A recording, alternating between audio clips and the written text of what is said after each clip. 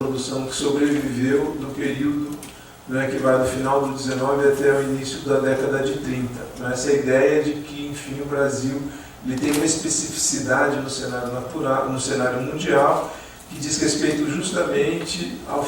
Isso está no Palácio Tiradentes, no monumento a Dom Pedro na Praça Tiradentes. Não é? Dom Pedro, que é o primeiro monumento, não é, erigido a uma figura, enfim, pública no Brasil, e que justamente procura celebrar a vitória do Estado, porque Dom Pedro segura em sua mão não a espada, mas a Constituição, e na base dessa estátua você tem os grupos indígenas e a natureza, ou seja, é isso, o Estado que aqui, né, se fez diante dessa situação, a princípio adversa, mas que ao mesmo tempo nos caracteriza, dessa natureza exuberante. Isso é tema da pintura do 19, também está lá no Museu Nacional de Belas Artes, você sabe melhor do que eu isso daí. E o cinema procura atualizar, de uma certa forma. Terra Encantada é uma tentativa de atualização do ponto de vista cinematográfico de um certo imaginário, né, que está presente nas artes visuais, principalmente. E no País das Amazonas foi esse filme que fez, de fato, essa tradução, e um dos motivos que eu creio para o sucesso do filme, né, é um pouco essa tentativa bem sucedida mesmo de atualizar um certo imaginário do 19 sobre o Brasil. O filme pode ser visto de diferentes maneiras, mas uma das questões é essa. Então você percebe, e a questão do ritual do poder, você percebe, por exemplo, no filme referente à tomada de posse de Arthur Bernardes, que se dá pelo lugar da câmera. Por exemplo, é possível perceber a diferença entre o lugar da câmera no filme que corresponde à posse de Arthur Bernardes e o lugar da câmera, por exemplo, na trasladação das cinzas de Estácio de Sá. Né? Tem uma outra questão que eu vou comentar depois, que é a precariedade. Tem uma questão aí, esses filmes que, enfim, óbvio, esses filmes são incompletos, então terminam de uma hora para outra, você não sabe muito bem o que aconteceu, não é? Tem um filme que eu comento com mais detalhe, mas que se passa em São Paulo, que se chama Caça à Raposa, que é um filme de 1913, do Antônio Campos, que é um cinegrafista também que ficava nesse universo das elites. E no caso desse universo das elites, o que ele vai documentar é uma atividade ligada ao surgimento das sociedades hípicas em São Paulo, que era um tipo de lazer muito restrito mesmo àqueles que comandavam não só o Estado, mas o país, as famílias proprietárias dos extensos cafeeiros, né, no estado de São Paulo. E o filme, enfim, o título é esse, Caça-Raposa, mas no fundo você não vê nem a caça nem a raposa. Né? Então você, de uma certa maneira, precisa de uma informação externa para entender aquilo que se passa no filme. Né? E muito disso é por conta da precariedade. E o Caça-Raposa, na verdade, era um exercício, né, em que um cavaleiro ou uma amazona saía à frente e o restante saía atrás em busca dele. Não tinham raposas em São Paulo a serem caçadas, apesar de que no filme você vê todo mundo a caráter, ou seja, como se estivessem na Inglaterra, né, com aquelas cornetas, com aquela indumentária. Isso tudo faz parte de um mecanismo onde essas elites elas procuram o espaço urbano para se firmar, simbolicamente também. Né? O Corso é isso. O Corso, no filme que foi o Carnaval é isso, quem tem carro no Rio de Janeiro em 1920. Né? Então, obviamente, o carnaval que ele está mostrando é um carnaval muito específico, de um grupo bem distinto, né? Naquela cidade do Rio de Janeiro de 1920. Né? Não é um carnaval como um todo. Né? Então, tem uma questão nesses filmes que é a precariedade, né? Porque ainda mais no que foi nesse filme de 13 Caça-Raposa, em que você vê todo mundo paramentado, né, desfilando pela cidade, né, em comitê, você fica a todo momento se perguntando, enfim, onde está essa raposa. Né, e depois você vai entender o que é. Mas não pelo filme, você entende por conta das pesquisas que você faz. E aí tem um problema nosso em relação também a esses filmes, que é importante já salientar, que diz respeito ao fato de que, muito provavelmente, para aquele público de 1912, 1923, 1922, enfim, o filme, ao ser exibido, ele, óbvio, a gente reconhece Hermes da Fonseca, Arthur Bernardes, mas tem uma série de figuras políticas que estavam no noticiário impresso, ou mesmo nas discussões que ocorriam pela cidade. Então, muito provavelmente, um público de 22 reconhecia uma boa parte das pessoas que estavam lá e, obviamente, entendia o porquê do foco da câmera estar num lugar. Né? Por exemplo, depois que o Arthur Bernardes desce, a câmera fica um bom tempo mostrando as pessoas descendo.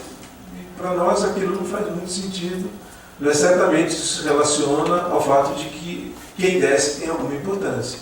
Não é? Certamente, e para um público de época, eu estou falando isso porque a semana passada eu dei aula lá para o curso de graduação, né, na Escola de Comunicações e Artes, eu exibi Ernesto Varela, o repórter. Né, para quem era jovem nos anos 80, sabe que era o Marcelo Tassi que fazia a personagem do Ernesto Varela, o repórter, que hoje as pessoas conhecem pelo CQC, enfim, por outros programas. E eu vi claramente que o Ernesto Varela, o repórter de 84, 85, para aqueles jovens que têm hoje 18, 19 anos, afora Ernesto Varela, Marcelo Taz, o resto, né, Nelson Marquesan, uma série de políticos que, né, e que a gente, obviamente, sabe porque a câmera está focada em um, porque ele se detém em outro, porque está muito ligado ao contexto. Né? E isso, para uma reportagem desse tipo, né, esse vínculo com a imagem se perde com o passar das gerações. Né? Então isso perde o sentido, né, de muitas decisões que você depreende, né, que foram tomadas em função da importância das personagens que estão sendo mostradas. Mas mesmo assim, quando você fala da questão do poder, né, e dessa proximidade, né, com os círculos do poder, no caso do filme sobre o Arthur Bernardes, a câmera ela está próxima, ela está muito bem posicionada. Além de ter duas, né, eu não sei se a terceira câmera que aparece, que são duas lá embaixo e tem uma lá em cima, que a gente não vê. Eu não sei se as duas de baixo, uma de baixo certamente é utilizada, porque você tem um campo e um contracampo, não é? Você vê as imagens das pessoas subindo, há um corte, não é? A comitiva liderada pelo Arthur Bernardes está subindo a escadaria da Biblioteca Nacional, há um corte, aí você tem uma imagem de baixo da escadaria em que você vê a mesma comitiva subindo. Então, claramente, um daqueles planos foi tomado por uma daquelas câmeras, né? Não sei se por duas câmeras diferentes, porque provavelmente tem alguma outra empresa também fazendo um filme sobre o evento e tinha. Né? Esses eventos eram muito concorridos. Então, de qualquer forma, a câmera está muito bem situada. Ela está lá no evento, conseguindo o melhor ângulo para trazer a informação visual a respeito daquela etapa da cerimônia, que é a chegada do presidente e depois a partida. No caso da trasladação das cinzas de Estácio de Sá, se não tivesse o letreiro informando que o cardeal havia chegado, pela imagem nós não saberíamos. Não é porque a câmera está longe, não sei se vocês se lembram, a câmera se encontra longe, aí chega um carro, aí tem lá o letreiro, cardeal Sebastião Leme, chega e fica, mas ele pôs aquele letreiro, porque se ele não pusesse, ia ficar muito estranho depois ver o cardeal lá benzendo, enfim, a igreja. Então foi preciso colocar porque na hora, não é, muito provavelmente, ou ele não teve condições, a gente também não sabe quem foi, da produtora ou cinegrafista, ou ele não teve condições, chegou atrasado, pode ser também, não é de todo impensado isso, não é que ele tenha chegado atrasado, ou ele não conseguiu não é, se colocar numa posição melhor, mais adequada para captar, enfim, a imagem da chegada das autoridades. E esse dado é um dado que parece menor, mas para essa produção é significante, porque, por um lado, indica essa proximidade, no caso do Botelho, são dois irmãos, né? O primeiro filme, que foi o Carnaval em 20, do Alberto Botelho, que tinha uma produtora chamada Carioca Filme, e o outro filme que a gente viu, da tomada, a posse da Nova República no Brasil, é do Paulino Botelho, que tinha uma produtora chamada Botelho Filme. Eram irmãos que trabalhavam juntos, mas num determinado momento da vida eles brigaram. Tinham duas produtoras em separado, mas nada me impede de supor que eles trabalhavam juntos também. Se aproveitavam, enfim, das mesmas situações para realizar filmes conjuntos. Então, o que é interessante no Trasladação, isso é muito do documentário no Brasil daquele período, é que, enfim, como eu disse, a câmera está longe, isso é um problema porque chega o cardeal, cinematograficamente essa chegada não está mostrada, então depois, quando eles revelaram o filme, muito provavelmente a gente vai ter que colocar um letreiro aqui, porque senão ninguém vai saber o que se passa. E isso você percebe, tem esse momento que eu acho que é mais pronunciado, mas mesmo no momento anterior, quando está mostrando o deslocamento, né, da procissão, a câmera, a gente viu algumas procissões, né? Tem o carnaval, tem o funeral, mas tem vários filmes que são nessa linha, Corso / Cortejo Fúnebre, no Rio de Janeiro, em São Paulo também. Em filmes, é um tema muito recorrente do cinema silencioso desse período, mas uma questão que é interessante nesse Trasladação é que a câmera, mesmo na procissão, ela se encontra distante da procissão. Não sei se vocês conseguiram reparar, por exemplo, comparando com o Barão de Rio Branco, os funerais, em que a câmera está bem próxima à rua, próxima à calçada, à alta, então você vê a procissão e o cortejo fúnebre chegando. No caso da Trasladação, a câmera ela se encontra distante, então a tela ela é cortada de uma forma em que, da parte central para cima, você vê a procissão se deslocando, daqui para cá. Só que eu, por exemplo, posso me ater a outras informações que aquele plano traz, porque ao mesmo tempo ele deixa aqui disponível, para o meu olhar, uma série de transeuntes, de cidadãos que passam para cá e para lá. E eu posso. Isso é muito do comentário de um tipo de postura que não é intencional aqui. Não é que ele fez para que o público prestasse atenção em outras questões, mas está lá isso. E eu falo isso porque a primeira exibição pública e comercial da história do cinema, como todo mundo sabe, aconteceu em 28 de dezembro de 1895, num café em Paris, onde os filmes dos irmãos Lumière foram exibidos. E um dos filmes tem aquele que todo mundo conhece, que é A Chegada do Trem, e tem um outro que é o Déjeuner de Bebê, em que um dos irmãos Lumière, sua mulher e a criança, tamanho um pouco mais velha que Alice, estão sentados numa mesa fora de casa, e eles estão lá fazendo um teatrinho, o pai e a mãe, e que estão dando o bolachinha, café da manhã para a criança.